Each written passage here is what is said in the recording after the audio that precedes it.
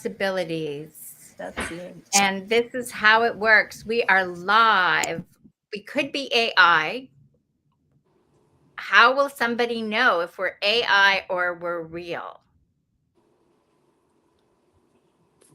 They're going to have to trust their intuition, That's it. right? And so that part is technology, the heart. So welcome everybody. I'm going to start with the one who just sent the hearts. Is living by your intuition and living by spirit is a completely different paradigm, because it's just like I said, when something shows up on video, how do you actually know if it's true or not true? Yeah. Right? And for me, that's that there's a sense that says no or yes. How does it show up for you in your life, beloved? It shows up for me in my synchronicities. And I know I'm off when those synchronicities stop. Then I know that, oh, something is amiss. I'm not aware, I'm not seeing, something is amiss. And I had some of that this week. It was so crazy. It was on 8/11 because I kept writing 9/11 in my journal, Huh. but there was no energy. Like everything was flat. Have you ever had that Yep. experience where it's just, there's no aliveness, there is nothing? And I was journaling and I'd been talking with my guides and teachers, and especially Archangel Ariel, who's my primary guide and teacher. And I was going on and on about what I thought was going on and how I must not be fully present. And I was talking about what I wanted to do. And I'm journaling all of this and it's quiet and I'm going, Ariel, and this, and I've been doing this and I've not been doing that, and and I know that I must be off. And I was drinking a beautiful cup of a London fog. Okay. And I picked up my cup, and on my cup was this tiny, tiny, tiny little white feather. Now I'm inside, and there is nothing. There is no down pillow, there's nothing. So for me, that was, yeah, you're right. You need to get back on, get back on this, stop doing that. And it was just my confirmation. It was my affirmation, my validation. And I tend to ask for signs, but I ask for signs that I can't miss, right? Don't give me something that could or could not be. Show me something, you know, let me know I'm on the right track. Let me know it's working well. And there it was. So that's how I know that I'm really on track, you know, and then the things repeat. So in native teachings, right, feathers are Mhm. messages from spirit, right? So did you identify Absolutely. that too, or did you just identify that there was a unexplainable feather? No, I was talking to Ariel. Okay. So I was very clear that that was, especially little tiny, the smallest feather I'd ever seen. It was like, okay, where am I going to put this? Because I like to keep a little bag with my, you know, treasures in it. It's like, oh my gosh. So yeah, I was very clear. This was a message and a validation, a feather from Ariel's. Like when I receive apports, I've received two rings in my life that just came down, you know. So Isn't that like when you have physical manifestations of something? beyond your comprehension, right? Like for me, that's that pay attention. There's so much Yes. more that I don't know, that I don't know, Yes. Yeah, exactly. And right? it's the signs. So for me, like I said, it's the signs and the synchronicities. And when they stop, or when I'm feeling that non-energy, non-aliveness, then I know I've disconnected somehow. Sometimes I feel like that you were saying non-aliveness or the flatness Mm-hmm. is just like pause.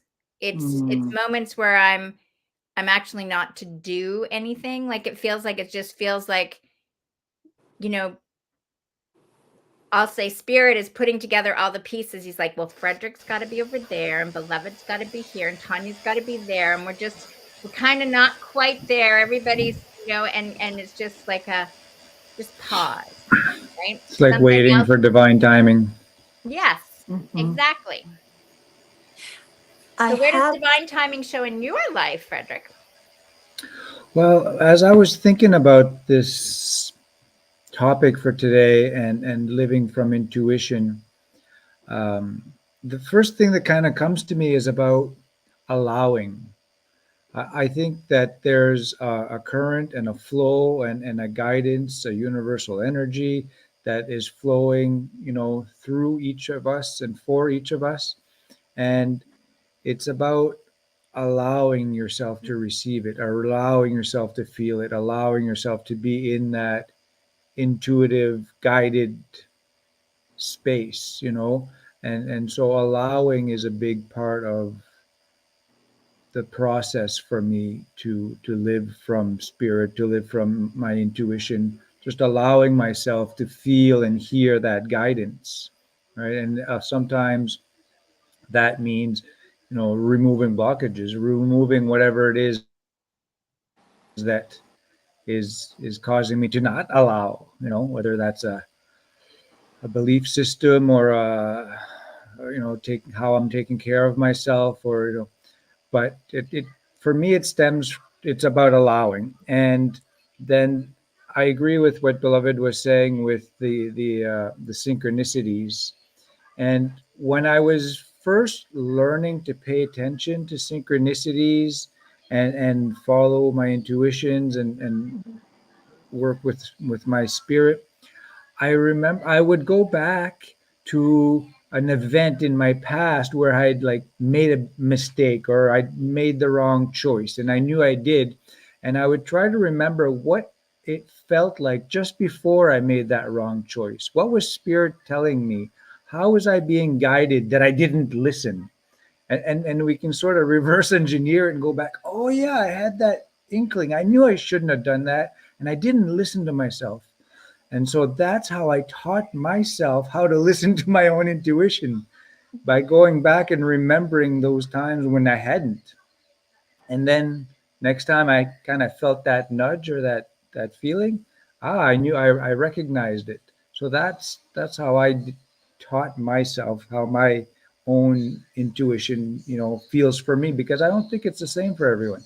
I think everyone has kind of a little bit of a different, because we're all individuals and we're all unique. So you have to learn how your spirit speaks to you. Yeah, I totally agree with you about the going back and looking at it. And I say to people all the time, I feel that that's a natural part of learning to trust your intuition, is to have enough times that you didn't trust. And and so you go, oh, right?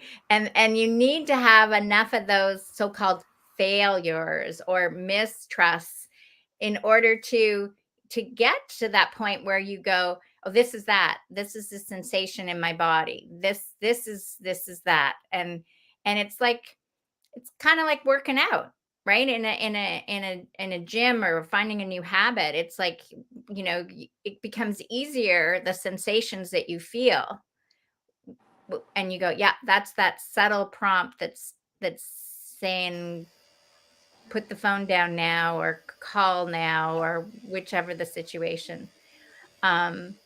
Divine timing. Yes. And in divine timing, I'm going to bring up also Maria up to the call too here. So we'll continue on the divine timing. So go ahead, Frederick. What were you saying? Well, I was going to say that it's definitely a very, I don't remember the word you said it, but it's subtle, right? It's a subtle feeling. And another important part of this is like to pay attention to these subtle feelings, we have to slow down. Like anyway, I'll speak for myself, live in a fast paced world and a fast paced life. And oftentimes I'm missing my own intuitive cues, my own guidance because I'm just too busy. And so slowing down and living your life a little bit more at the speed of nature allows you to be more present, to be able to feel those very subtle, often cues, intuition, feelings, and so that's a part of it as well. I find I miss those intuitive moments more when I'm rushing around than when I'm slower. Can I jump in before you talk? I was just gonna sort of say, like Tanya, like she knew last week when I said there's no call. She's like, I already felt it, right? So yeah. I think intuition can be really much farther ahead too, right? It's like knowing someone's going to call you and then they call you. I was thinking, like when we first started talking, and we were thinking like, who's going to start? Who's got something interesting to start with? And I was sort of sitting there going like, not me. I can't think of anything right at the moment. And it was listening to both Beloved and Frederick talking, and I was and it, like, yes, I feel the same way. And what came to me was that when we're not connected, like we're talking about, when we're not connected, we spend all of our time because we're trying to control the outcome. And when we're blocking intuition, so it's sitting here, like for example, in this moment, I was sitting here thinking, what am I going to say? What am I? I have all these things. I know I have all these things. What will I say? And then I'm sitting here in like, having this little conversation in my head going, but you're not listening to your intuition because you're too busy chattering away on this side going like, what am I going to say? When your intuition is going, hey, hang on a minute, just.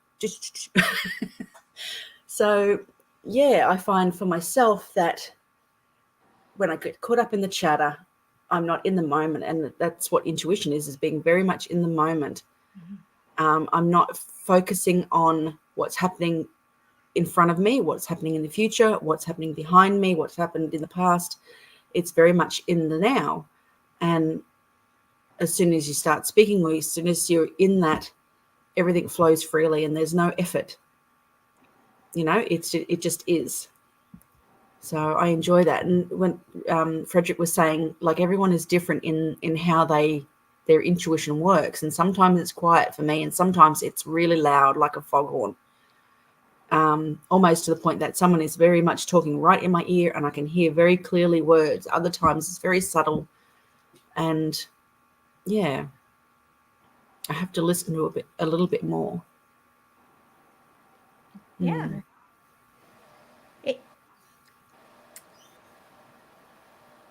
Present or being quiet is something that nature does naturally, right? Except we think that way. Like, I'll just speak for myself. So I think nature's quiet. Now I'm in the forest and there really is no quiet. It's quiet compared to the city, right? But the mosquitoes are buzzing and the crickets are sounding and you can hear the coyotes in the background, or you hear the squish, squish of something that I don't know what it is. There's all these other little sounds that are all going on. It's a harmonic vibration that I find, right? That seems quiet, as opposed to there's still, whatever you want to call it. I don't want to say noise, but there's still a volume of sounds. In the city, it seems more chaotic, right? It seems more, it's kind of sometimes, you know, like chalkboard, putting your nails on a chalkboard, like that sound. So coming into the forest, it seems very quiet, yet it's never really quiet.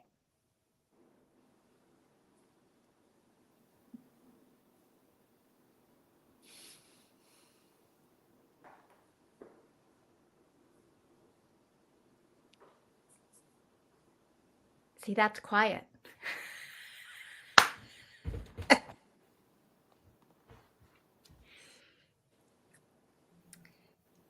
Maria, did you want to jump in here on what's life like, trusting the spirit and intuition for you? I'm listening. Okay. Yes, it has to be silent. You have to give it a chance to talk, whether it's a gut feel, sudden thought. It can come in so many ways. Could you imagine if what the world would be like if everybody had to at least wait 5 seconds before they ever responded?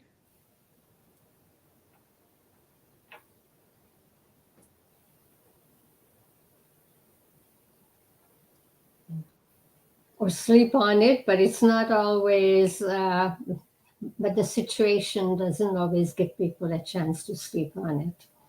There's sometimes there are cultures that take time to make decisions, and as I see it, they tend to not turn anybody into a loser. Come on, let's call the motion. Second it, call it. And okay, so you call the motion. Let's say it's passed or it failed, and then because it's not the decision making style. Includes a high likelihood that some will be on the losing side. So it creates losers.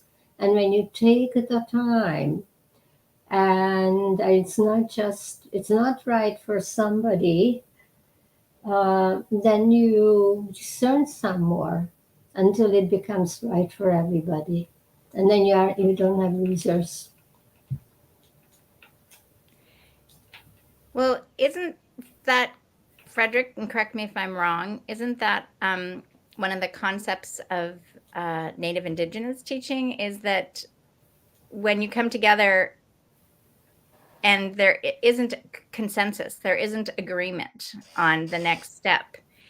I know that's what I heard from one of the chiefs. He said, then we say, okay, there's more to come still. There's more information that we need to take, we take a step back. We go do other things until, because if it is in the highest and the best good for all, you would think we'd all get the same answer.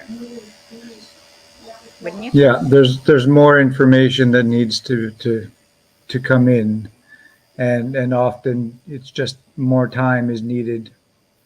You need to allow. It goes back to the allowing. I was thinking earlier of how, say, spirit flows through everything, and how the animal kingdom and all of nature just allows spirit to flow through them.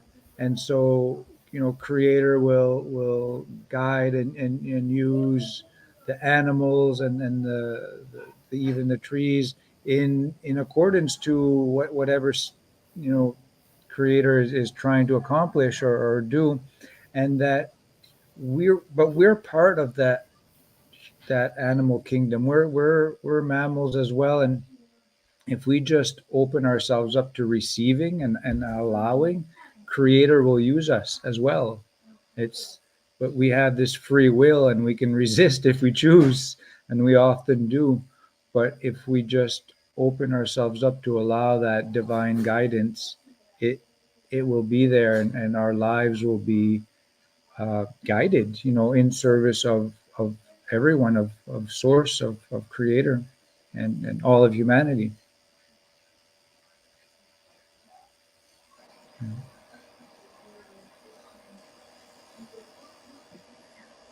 Beloved, you had to allow Ariel to come through. Oh my gosh. I did. Yes. And that was very freaky. You know, I worked with an angel, and I'm a vocal channel as well as writing. And when they wanted to speak, it was very, very scary for me. And it was like, no, no, no. Just promise me this, promise me that. I wanted to do it, but I didn't want to be really freaky, if that makes sense, because I'm so freaky anyway. Right? I'm this freaky little hippie girl. But that was, and it's interesting that you brought that up, because the thing that I was talking to Ariel about was going back out now, speaking. I speak all the time and channel all the time, but it's in my private groups and at my events. And it's rare that I've ever put that out. And I'm getting that it's really necessary now, that these messages have to be out, like out. And I haven't been doing it. And that was the conversation that Ariel and I were having, was I get that, that how much this is needed right now. And I had to face the fact that I was scared. There's a big fear for me to do that, like on my own. When I'm a guest on a program or something, oh my gosh, Ariel talks like crazy.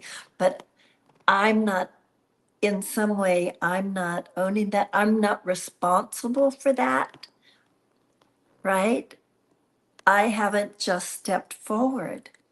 And this has been, oh gosh, how long have we been doing this? I don't know, but the stepping forward was so hard for me in this way. I can step forward with everything else. So, yeah. So this morning we did our first audio message that will end up on my YouTube channels, and once a week or something, we'll be doing this. And it's very scary for me, but I know it's right. And it's like, oh my gosh, am I ready to do this? Am I ready to claim this? But that Well- feather right there was like, okay, it's time. The world needs what they're bringing at this point. So was that really that's what you're saying was the dilemma for you? Yeah, You were that- going, Yeah, okay. So I think this is very clear for our listeners, is that all of us have had numerous experiences where we have been working for years. It wasn't just like yesterday we started to trust our intuition. We're talking years. And a show of hands now, because we know Beloved has just admitted, how many of you still go, really? When you get that prompt, right? Do I have to do that now? yeah, Right? Like there's situations that pop up that I find on a it's like on a next level, takes you out bigger, like planning a trip in Australia. That go, yeah, okay, maybe, but like that, and I feel that those are the times where it's just more, going deeper into the ocean, right? It's Yeah. like we have to keep expanding. Well, we don't have to, but that's the objective. If we're really trusting our intuition or trusting and living by spirit, we're always going in uncharted territory. yes. Yeah, Because we're getting this feeling, it doesn't necessarily make sense what the guidance is, why we're gonna do what we're gonna do. So you got the feather, and then you said, okay, I'll trust, and I'll do it. Yeah. Good for you. Doesn't make it less frightening. Yes. Yes. Well, what would be one of those ones recently for you, Tanya, that has caused you to go, really? No. I was thinking I have not come to a specific, well, okay. I've had moments, my experiences are more softer, I feel. I'll use the word softer in that when something comes to me, it just comes to me. It's not sort of like an all the time. What it feels like with Beloved is just like, okay, this is a full on all the time. It's, you know, do this now kind of thing. Mine are, my moments are more as they occur, not an all the time, or they're developing, excuse me, they're developing still into more. I have moments where I go like, okay, I need to stop and have a breathe through that for a minute. And other times it just, I'll receive information and I'll give it. And that's it. And then it's just like okay, we're turning this on now. This is what you need to do. This is what you need to say. This is how it feels, blah, blah, blah, blah, who you need to say it to. And that's it. So I've had experiences where in certain areas of around, there are lights, little lights, they're unexplained, you know, they hover over the ground. There's lots of talk. People go, they're rubbish. This. Other people go, what, they're this. I have not seen them myself. I feel that they are spirit in whatever's, you know, nature spirit. And someone I know was telling me about how they'd moved and they were they bought land and they were seeing these lights on their land, and had a very strong feeling come into me. And I was talking to her, and it just kept going. I think I freaked her out a little bit because she was, towards the end of it, she was like, okay, okay. And she kind of, I felt her withdrawing from, but they were clearing the land, and I felt very strongly, and I saw very strongly.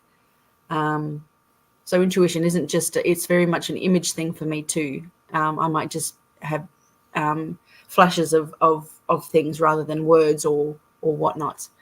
And I felt very strongly that it was the Indigenous presence in that area making itself known to her. And I just said, it's making itself, letting you know that it's there, that it's aware of what you're doing, because you're taking the trees down. So it's just aware. And that's where she kind of went like, okay, all right, okay. So yeah, when I am in those moments, I love it. I confess I would like some more. I do feel like, how is that going to be? How can I do that more often when there are people and circumstances, I guess, you know, it's the thinking brain gets in the way and goes like, well, I need to plan this out so that everyone else is okay around me, that I don't lose anything. I'm not really losing anything though, am I? When I'm connecting more thoroughly and more intensely with who I am anyway. It's the fear brain, isn't it? When, you know, when what you don't know, you don't know. It's, you know, you get caught in, should I? Do I want to do this? How much do I want to do this? Oh, it's a bit intense. Take a step back. But when you're in the moment of it, it is completely removed from a physical reality. Really, it's you know, and you come out of it and go like, no, I want to go back to that. That was awesome. Let me do more of that. And it's like, no, you know, you're here, you're in a body. Remember, you've got to keep doing the body things. You're having the experiences. That's okay too. It might not be as wonderful and magnificent and you know, however it feels for each of us in our own way. But yeah,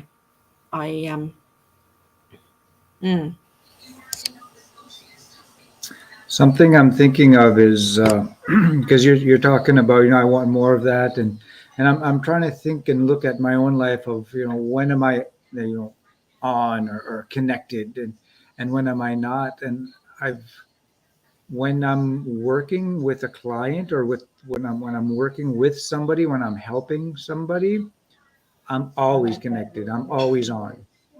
I'm always, you know, I'm hearing the messages, the guidance, I'm sharing it. It's just always present.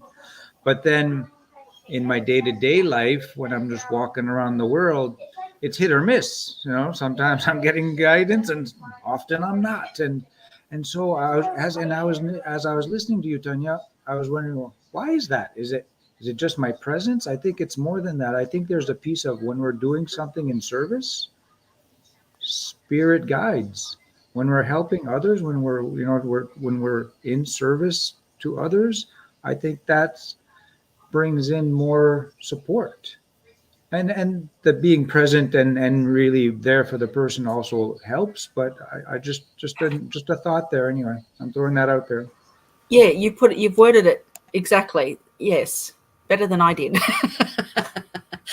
I've had experiences when I was part of a group involved in spiritual healing. Some of them, sometimes some hands-on, some I'd be the one who would sometimes go across the room because I had to, that's where I was sensing I had to be. Anyway, I find that my mind went totally blank. So some other power, some other intelligence was moving in. I provided the hands, but my mind was blank. So I was not given the information of exactly what is being shifted for that person. So it's interesting, the blank mind. And that was the most common. And every once in a while, like I never saw content. I could see if a person was getting, I'm not sure what you would call it spiritual attack. It could even be somebody being jealous, like whatever, something that's not goodwill. I would get a symbol, but no content. So is it somebody's jealousy? Is it, I have absolutely no idea what's going on. Just knowing that there's some sort of an attack going on, and it would shift. And other times, I would often see that when I'm not up close, but even across the room as far as I can be. And at times, it would be again my mind would go blank, and then some scene from my own life would flash. Okay, so I'm not given the content for the person, but if I felt scared, then something in the person's life story, is it fear for that person? Because I would be very rarely I would be given clues from my own life experiences. It doesn't mean the person was going through the same thing, but something like that was being lifted up and moved out. When I first started working with Ariel, and I would be with a client, and there would be times after our session that Ariel would say to me, "Why didn't you give our words?" And I would dummy up and say, "Oh, I wasn't aware. I didn't hear you." They said, "Yes, you heard us. You would not give our words because you didn't want to be wrong. You didn't know what it meant, but that message was not for you. It was for the client.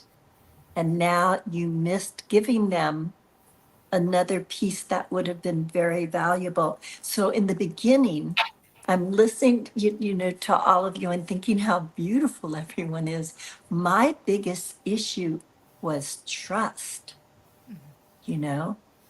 and they really would say to me, just give it, just give it. Because in the beginning, I would hear them. Now I don't hear anything. It's like it's just there. I have no idea what I said. None.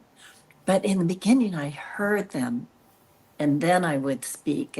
And it was like a seamless, really seamless moment.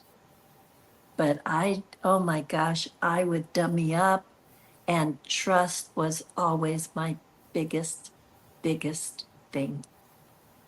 Just my biggest thing. I don't know, is that true for any of the rest of you? Has trust ever been an issue? Yes. As, Yes, it has. I think, as I said, I think you have to have enough of those experiences until you, like, I know for me, it was like, well, when I trust this force or this sensation that I have no logical explanation for, Mhm. things are working out, right? Things are working out. There, people, as you say, when you're talking, like Greg and I have said many times, I'll say, repeat that, Greg, and he goes, well, I never repeat it the same way.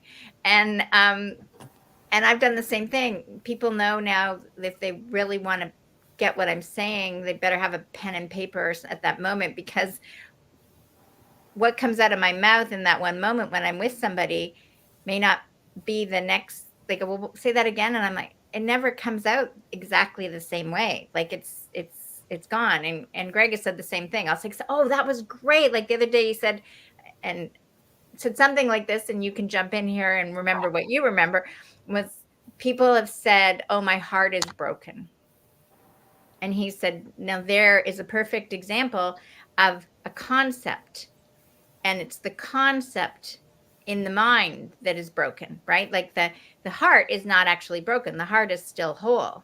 But we create this concept that the heart is broken. And our concepts have to be adjusted and shattered, so we actually see what we're saying and speaking.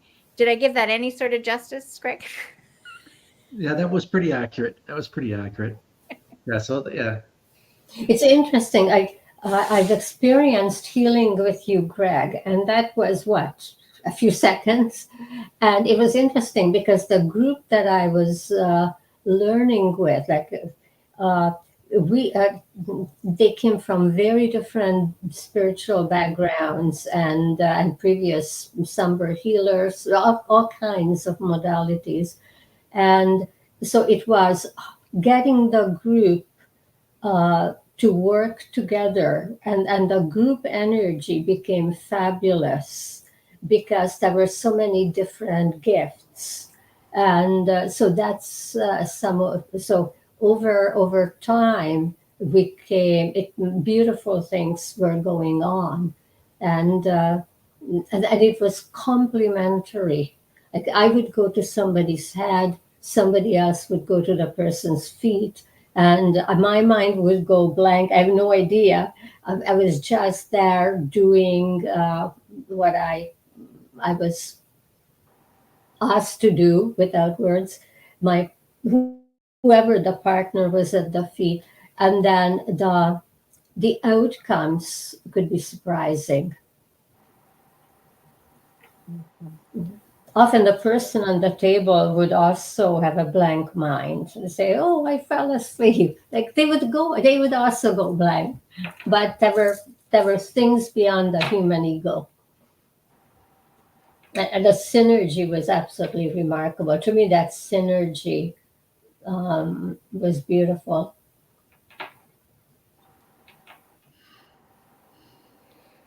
I'd like to comment on what Frederick and Tanya were talking about. And I think when you go to help somebody, you have this focus, and that's like a mechanical apparatus for our spirit, where it actually enables us to focus it and then be present. And we don't walk around like that.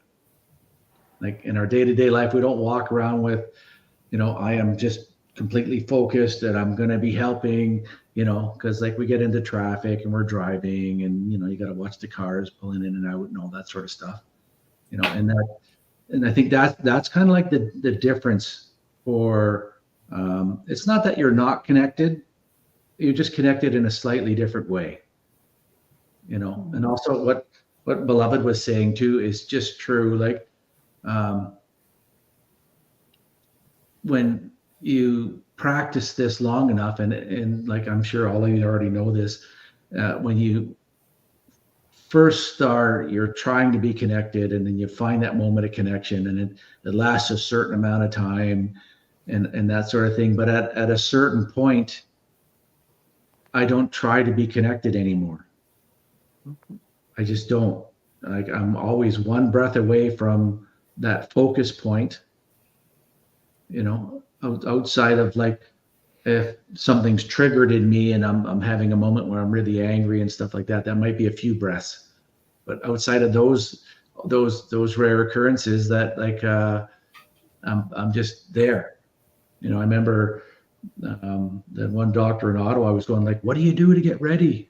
And I was going to make up this long story about standing on one foot and a finger up my nose, facing east and singing, but it's just, you're everyone here is born ready, and I've said lots of times lately to everyone, I said, this is as spiritual as you're ever going to get. And the only thing is that you just can't imagine that you are. That's what's stopping you. Sometimes it's not even like, sometimes there's the moment where I know I have to focus. Yes, I'm ready to focus, and it happens. You gave a beautiful description, Greg. Other times it comes in because I don't have advance notice that I'm going to encounter somebody for whom the next few words are going to be the next few words I say will be significant. And I say, "Ooh, where did that come from?"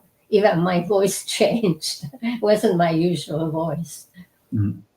But so sometimes it's not my choice to focus. Sometimes it comes in. Yes. Yeah. Which to me is kind of proof that you're always connected. Yeah. Yeah. Yeah. Yeah. One of the things that just came to me now is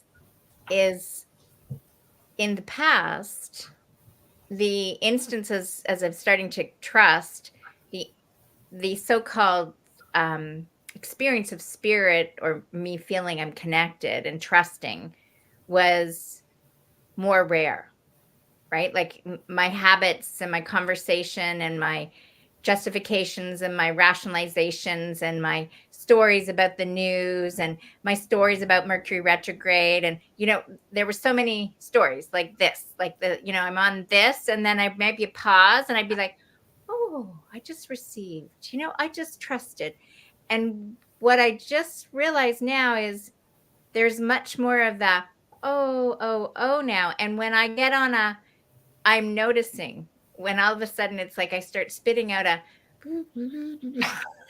and I go, oh, that's an interesting, why did I feel that I had to regurgitate that story, right? What is it that I need to let go of? Because right there, I'm in the past. I'm not present, but I'm present to the fact that I had the story, right? So that's part of I think the awareness of are we being connected, because we're always connected, but we're just being connected in different ways sometime and allowing different experiences. Did I explain that well? You did. Yeah. I think the memory of what you learned before kind of keeps you stuck in the past somewhat, and living in the present. It's not that the information isn't that useful, but always in the moment, if you're, feeling that connection with spirit, like the words come no matter what no matter how long you've known it, no matter what you practiced, all of that kind of doesn't get pushed aside, but you're able to just open up and speak, and the truth or something closer to the truth will show up. And And that's living in the now. When you start going, well, I learned in 1955 that the color purple means, and and it may or may not mean that, but in the moment when you're just open and you in some sort of event happens where you see something that has the color purple, something will speak to you. And in that moment, it's more close to the truth, whatever comes to you in that moment, than anything you've learned before.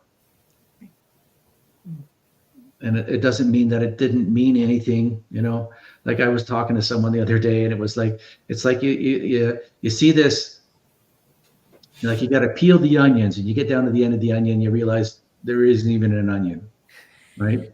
And then you got to climb this ladder. So you climb this ladder, you get to the top, you kick the ladder over because you realize you didn't even need the ladder. Right. So I think we're just silly humans, and we make all this stuff up to make it way more complicated, when really I think everybody is one breath away and they just can't imagine it. It's so outside, and that's kind of why I think they have to peel a few onions and climb a few ladders, to get that taste.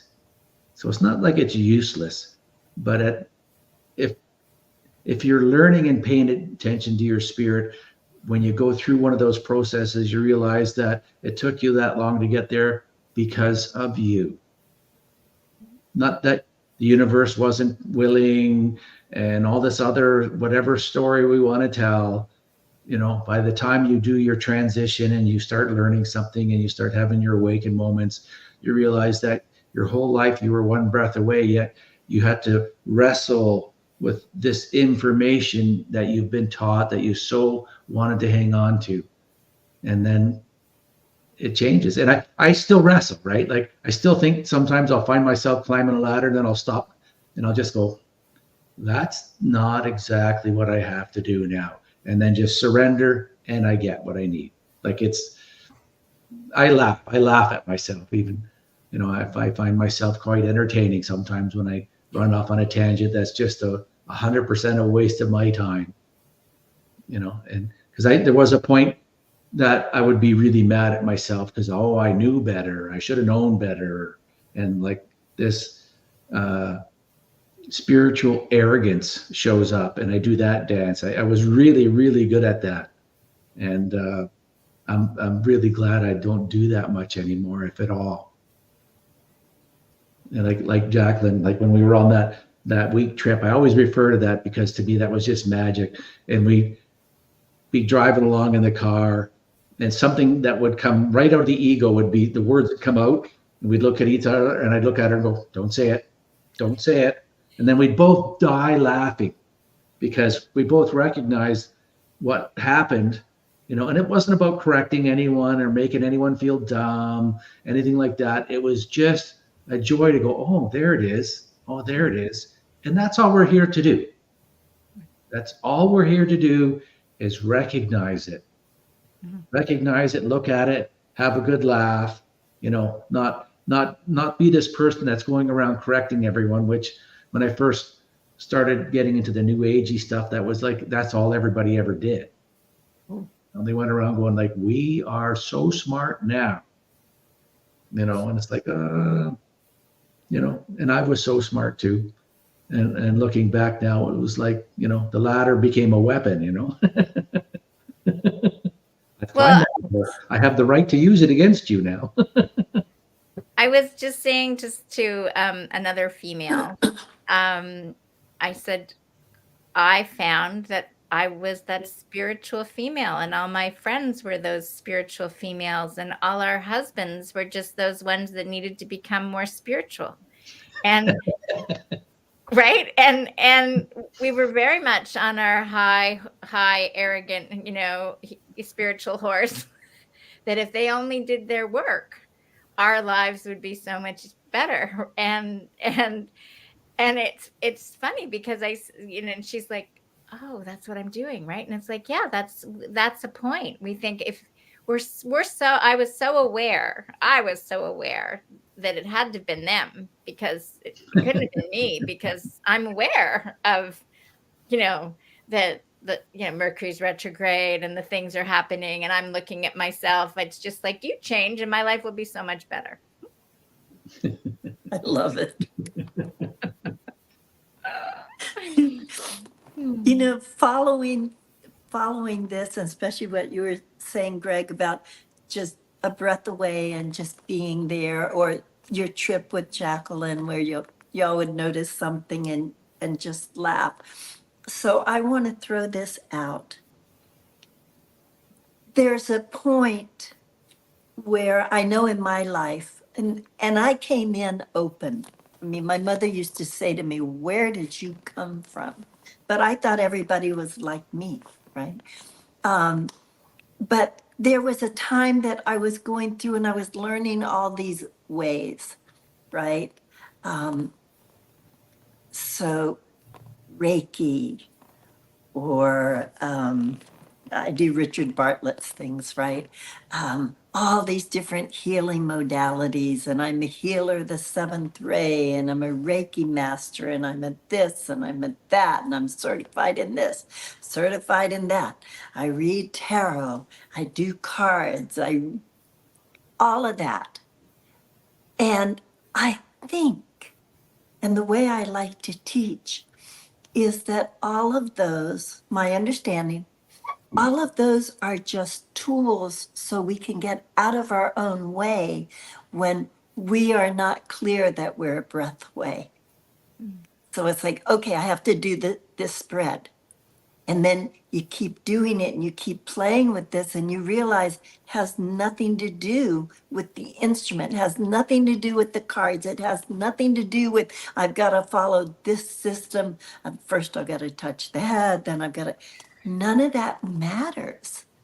I think that those are just tools so that we have something to follow in the beginning until we get to the point that we say, wait a second. Yeah, we don't need any of that, because like Greg said, it's just a breath away. Just breathe. And because it all comes from here and from, in my language, connection to soul. And that's who all of us are anyway. Everyone is an intuitive being. Everyone can do all of this, but somehow the systems, the teachers, and most of us are probably teachers, right? Somehow that gives permission to do it. There are instructions to follow. And then we don't need the instructions anymore because it's just here. It's just here. And when I recognize that that's who I am, then all those, I never mention anything that I've done, right? People say, oh, but you have to say this, you have to say that. Why? What difference does it make? You know, I think my website still has stuff on it from a long time ago, but why? You know, I'm constantly telling people, but don't you understand what a powerful co-creator you are? Don't you understand what a masterful intuitive you are? And it's that, it's kind of, and then being in the position of being able to give others permission. And I think that's all I'm doing when I'm teaching. I'm giving others permission to be who they are anyway. So I throw that out there. I loved that. That was well said. I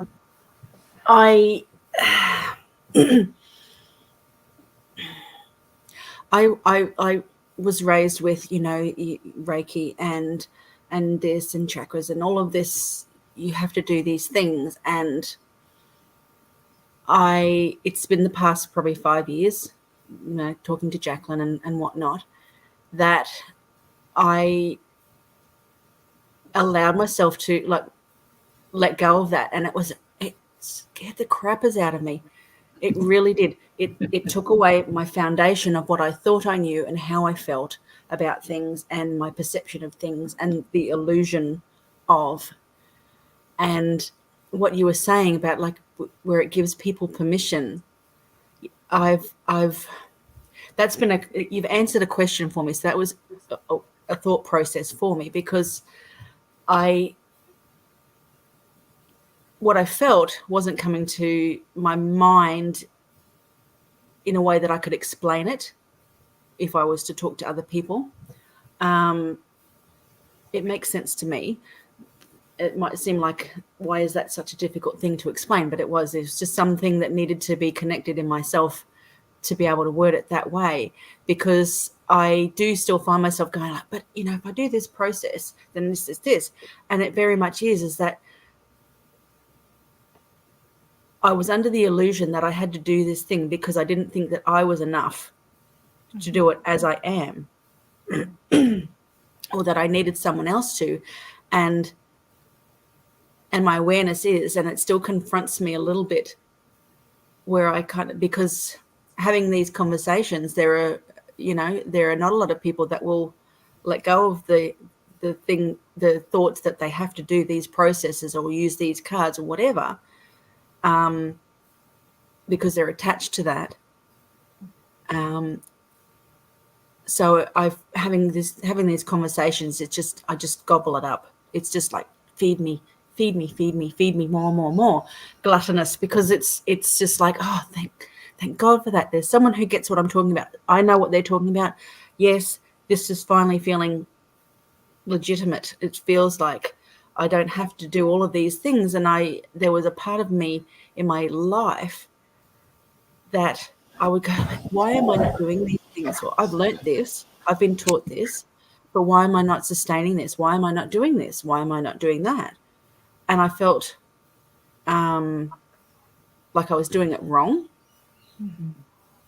And it was just like, and then it's, when you get into that, it can be like this vicious cycle of going around and around, faulting yourself for, well, I should be doing Reiki because this is an energy thing, and I should be helping people, and I can do it for myself, and I shouldn't be relying on someone else to do it for me, and blah blah blah blah. The whole, we've all had those silly conversations at some point in our life, but to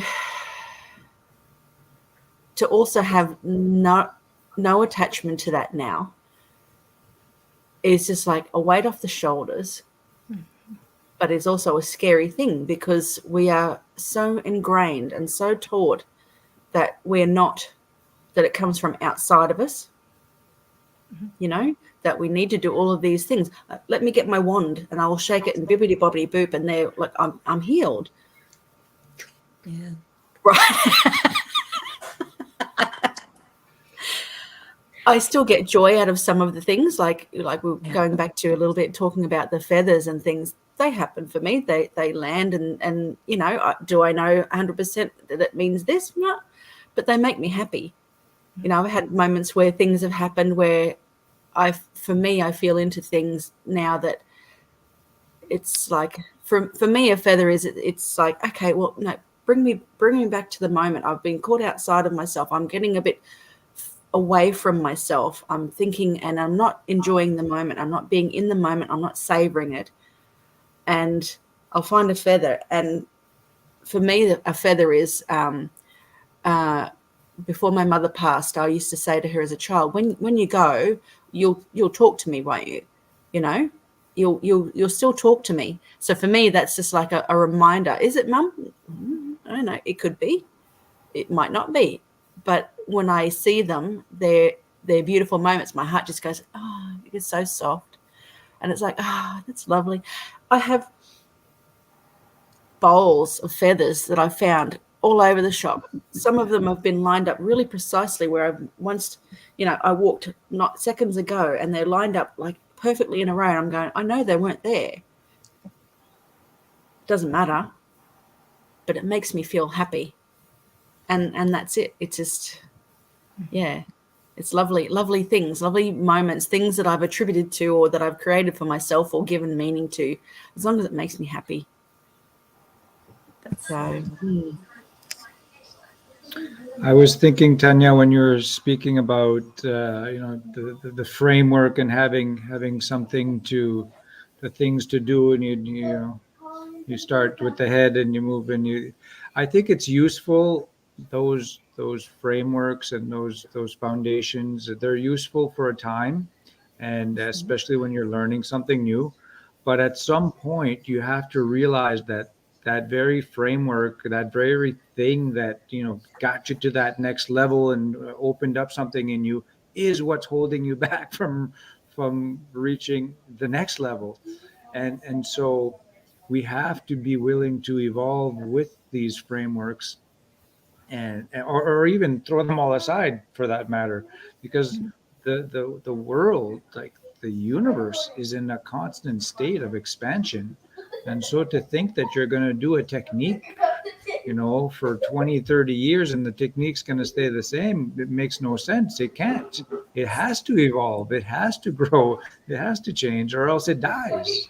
And so we have to be willing to learn them and then forget them and then yes, learn something else and forget them again, and just after a while. And you're right with what somebody said. It's like, it's about, at some point, just knowing that you're enough.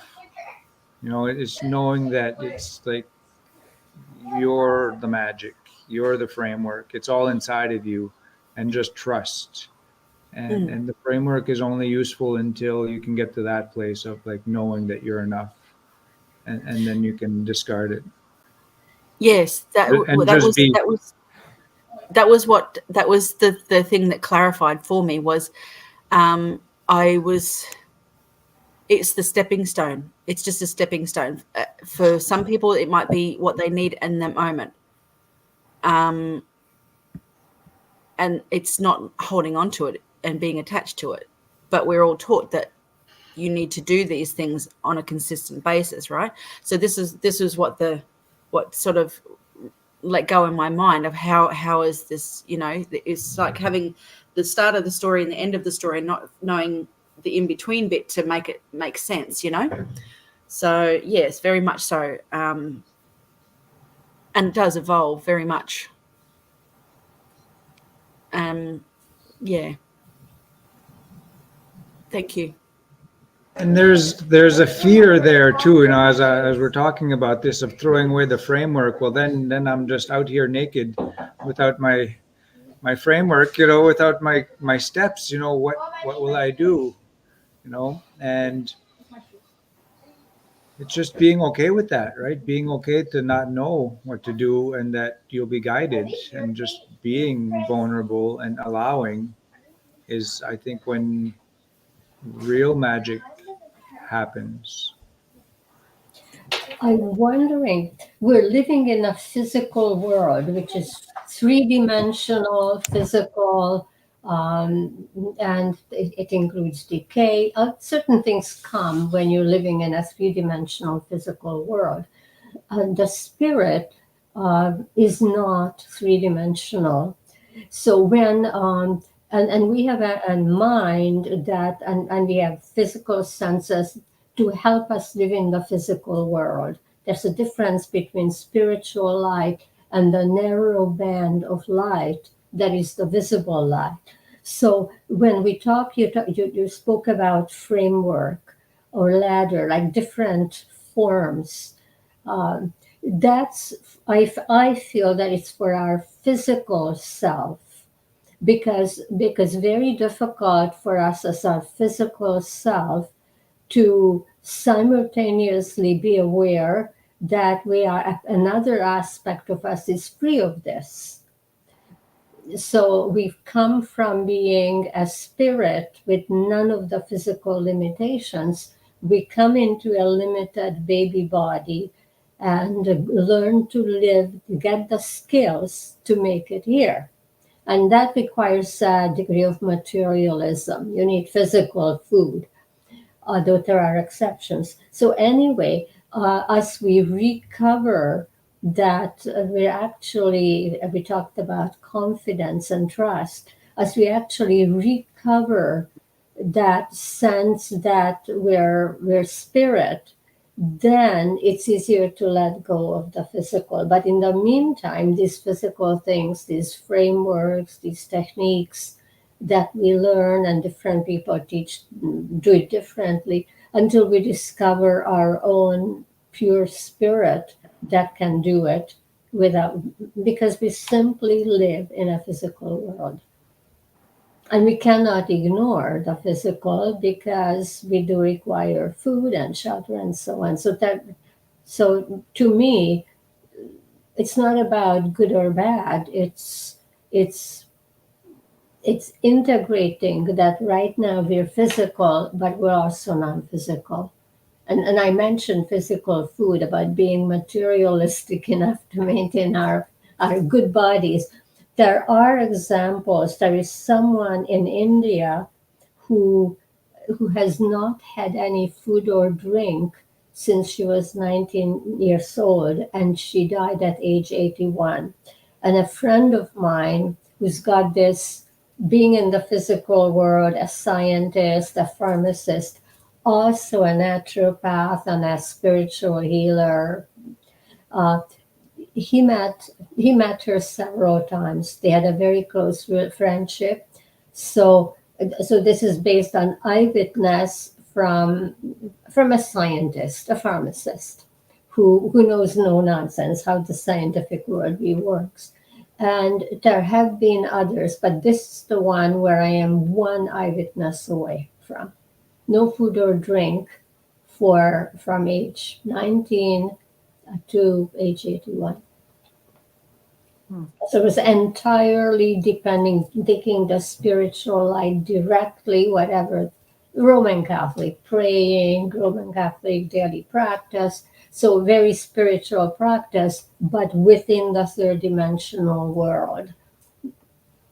And yet she is one who transcended it to that degree. Yeah, one of the questions that comes to me is that the concept of 3D, 5D, 7D, 12D, blah, blah, blah, blah. For me, it's a concept. And it's like when I said about Greg and the heart being broken, it's a concept. And I got a different perception of those concepts the time I put these virtual goggles on and things on my hands, and I watched a wall and a curtain turn into a commercial kitchen. And I was like, whoa. And it like seemed very real, right? And it's like, this is what they're talking about, virtual reality. And I wonder, like I made a comment a couple weeks ago, like, how do I know I'm not AI generated? Like truthfully, I know I have these impulses, right? And that guidance, and I call it spirit, and I call it intuition, and I figure it's source, God, because that's part of the story for me, right? That there's this good creator kind of thing, and then I'm having this experience to learn to come back to creator. And is it part of the habitual training that I've received over the course of my life of, because I think that if I'm waves and bubbles, I'm quantum energy and I'm waves and bubbles, then it's still just my idea that I'm material. And I said to Greg the other day, I was power washing the other day. I don't know if you've ever power washed, but it's power coming out of the hose. And there's so much power in the water, it can rip through paint or, and I was doing it and I'm like, oh, I've got stuff on my foot, my bare foot. I'll just wash that off. Okay. Ouch.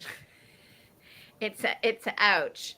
And so I was like, I'm waves and bubbles.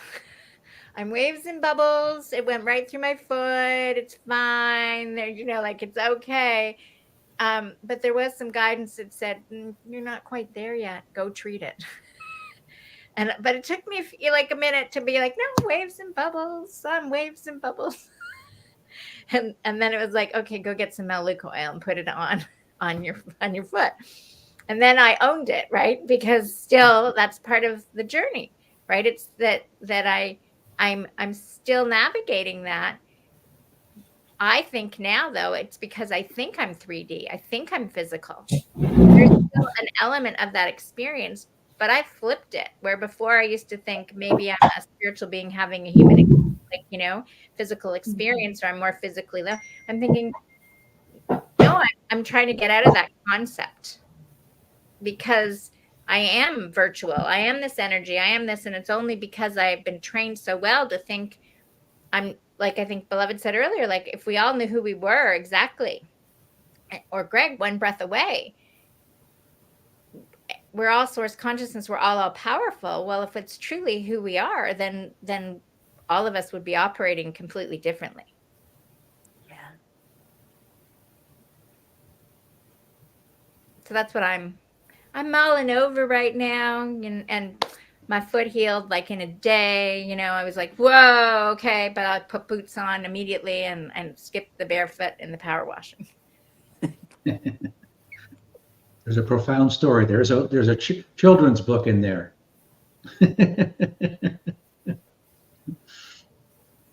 Yeah.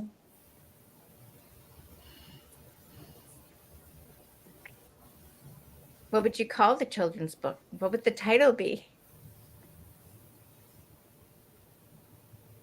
That's a good question. There's power in what you control with your hands. Now, then everyone that wants power would read it.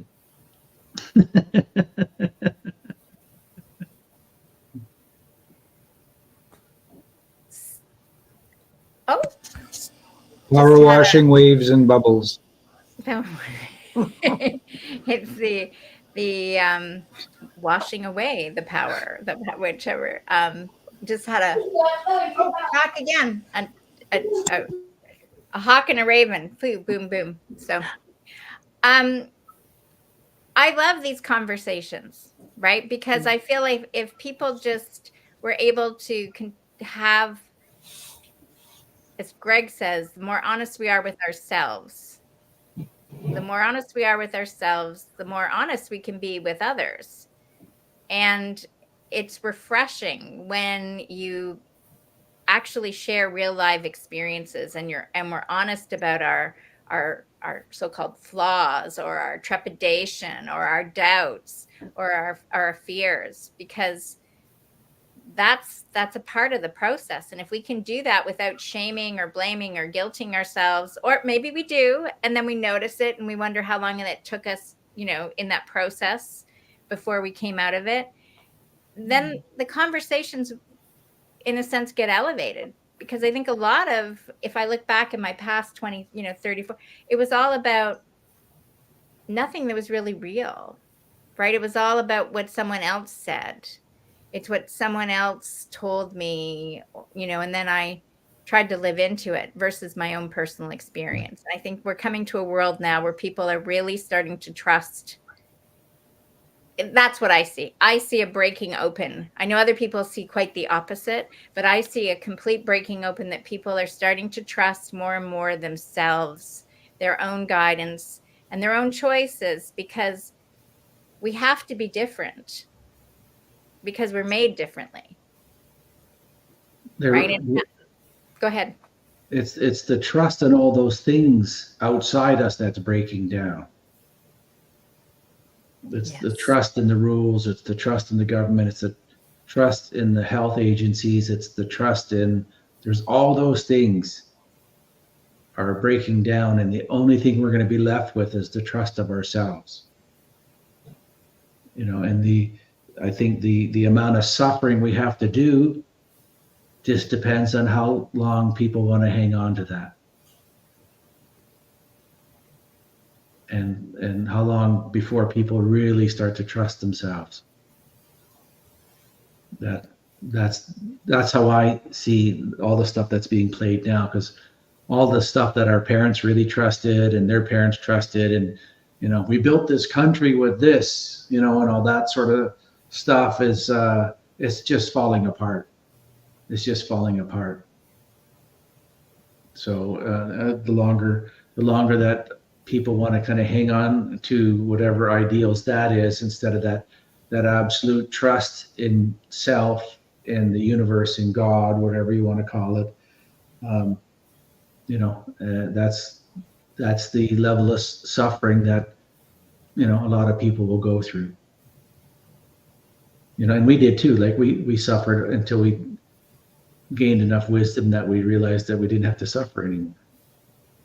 It's like, okay, even when you sprayed your foot, it was like, it's just an event that happens in our lives. It's not like, it doesn't shape your spirit. It doesn't shape your tomorrow. It's just an event.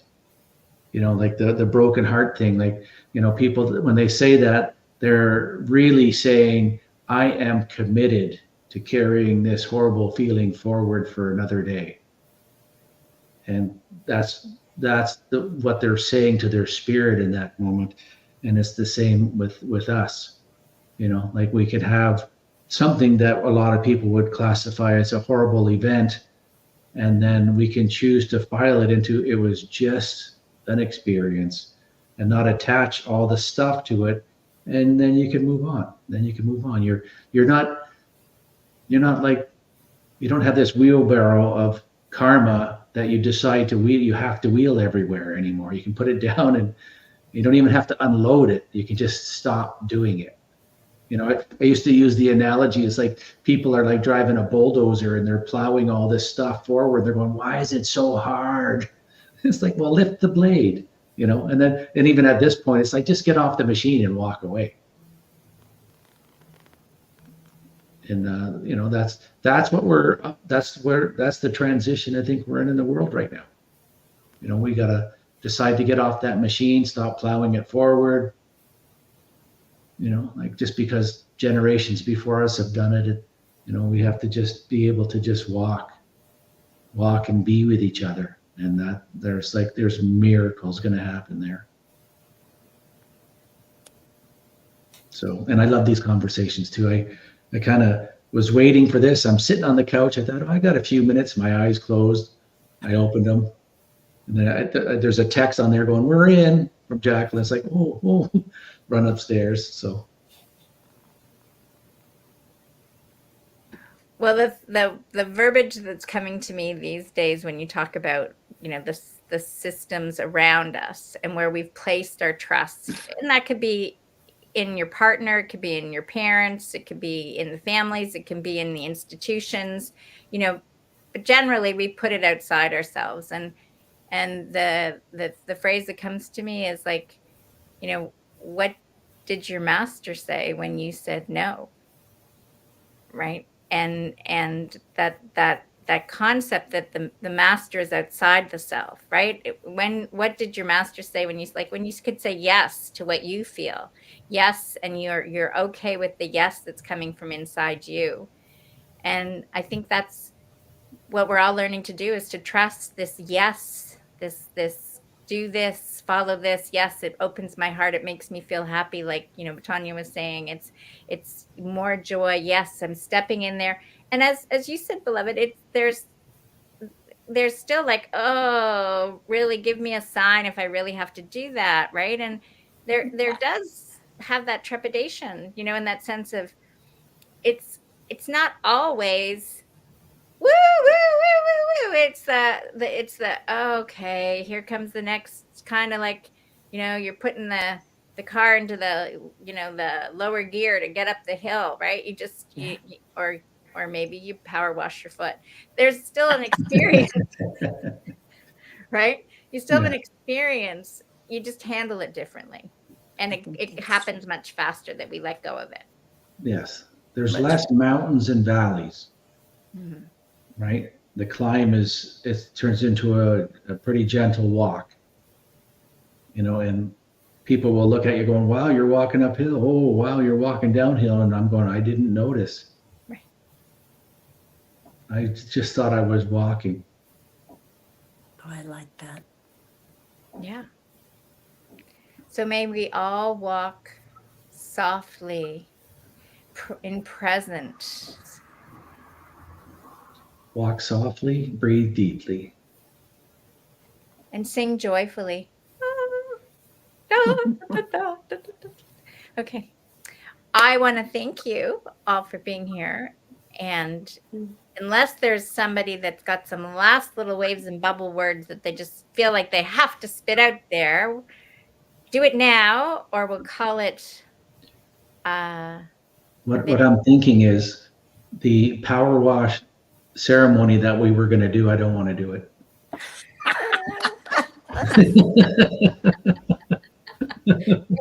Yeah, that would be okay. We don't have to walk on fire. We'll just go through the power wash. We'll be Watch very out, water is a symbol for spirit. And so what about the spirit power washing our energy fields and making sure it's very pure? There you go. Cutting through all that BS, that's for sure.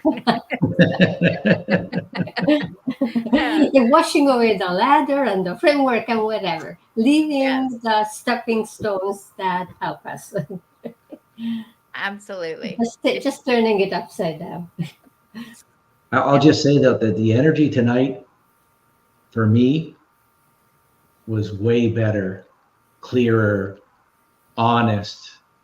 And like I got goosebumps probably like 20 times in the conversations, even though I was only here for part of it. So like that's super good. And maybe it's just because I had a nap. I don't know, but